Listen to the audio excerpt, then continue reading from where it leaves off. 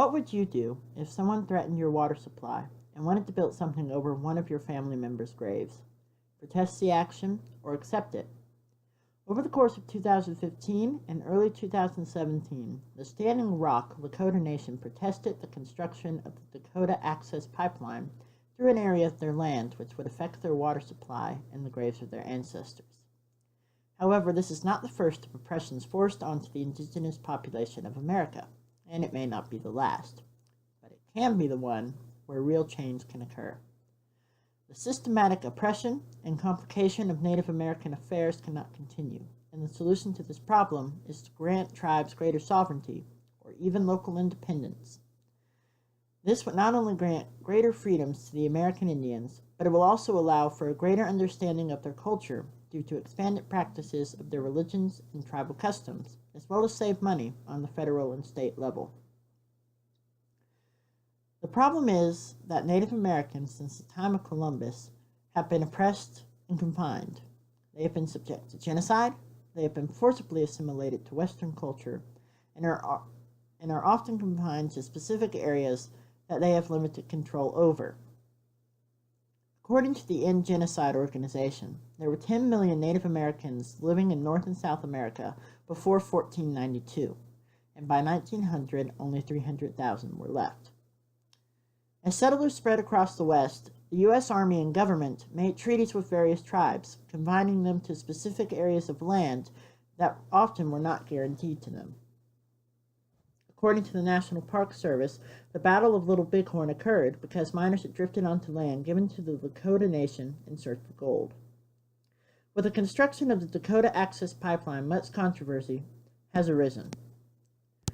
Greater detail on this issue can be found in many places and papers. However, it is but a footnote, a stepping stone onto the purpose of the piece. Because of the lack of choice the Lakota Nation had in the placement of the pipeline and the continual apathy and the concerns of the tribe. Here, and they are waiting for the police to come, and this is the barrier that they're setting up. There's a lot of law enforcement that are federal, state, local, heavily armed, that are waiting on the other side for 2 o'clock to come in and to shut this down. Again, they have been out here since April. Many of them have been out here since April protesting. A proposal for the expansion of tribal sovereignty is necessary to solve the issue these peoples face. Expanding tribal sovereignty, or allowing tribes to manage more of their own affairs, as it will save money, give Native Americans more freedom, and help educate others about indigenous American culture. Expanding tribal sovereignty, or allowing tribes to manage more of their own affairs, is the solution to this problem, because it will save money, give Native Americans more freedoms, and help educate others about indigenous American culture. According to the Law 360 website, the Bureau of Indian Affairs, which controls various affairs on reservations, as well as affairs that fall between tribes and companies, or tribes and other citizens on reservations, as well as other citizens outside reservations, were given $2.9 billion in 2016, which would, if tribes were given expanded sovereignty, lessened, and the surplus given out or distributed to other departments. In her article in Earth Island Journal, Winona LaDuke describes a similar situation to the Dakota Access Pipeline in the Great Lake region of Canada on the Anishinaabe reservations. The Anishinaabe took control of themselves and helped stave off the pipelines. By allowing tribes more sovereignty, it will create new roles for Native Americans to fill and help decrease the rampant poverty levels across reservations. According to Pew Research,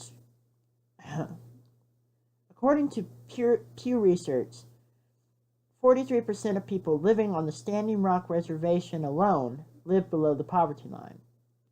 Finally, it would spread awareness of Native American culture through exhibitions of tribal ceremony and the freedom to perform certain rites, traditions, and languages that are on the verge of extinction.